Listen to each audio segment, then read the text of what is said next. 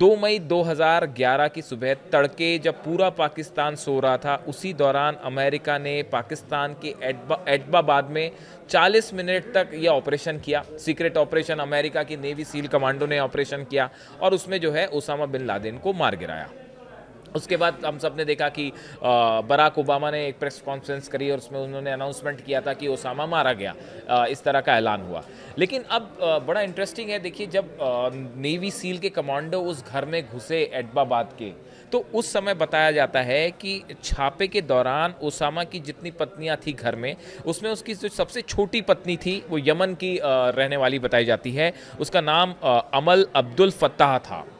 इसने जैसी forces America के अंदर घुसी तो उसने कहा कि मैं अपने पति के साथ रहना चाहती हूँ।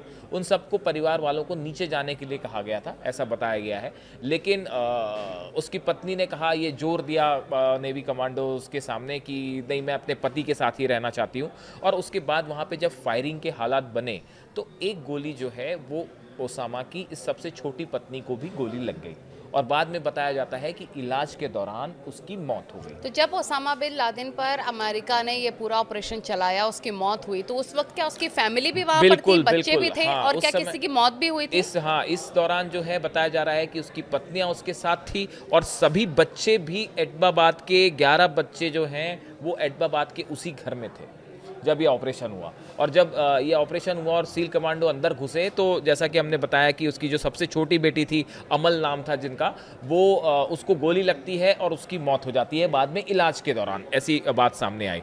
इसके बाद पता चला कि देखिए जो उसका बेटा था ये भी उसके बगल में बैठा हुआ था जब ये ऑपरेशन हुआ और ऐसा बताया गया कि उसके सामने ही जो है ओसामा को जो है गोली भी मारी गई थी। इस तरह की खबरें सामने आई। ओसामा की 2 पत्नियां, खैरिया सबर और सिहाम सबर, ये 2 और पत्नियां ओसामा की, जो इस दौरान एडबाबाद के उसी घर में थी जिसमें ऑपरेशन हुआ था।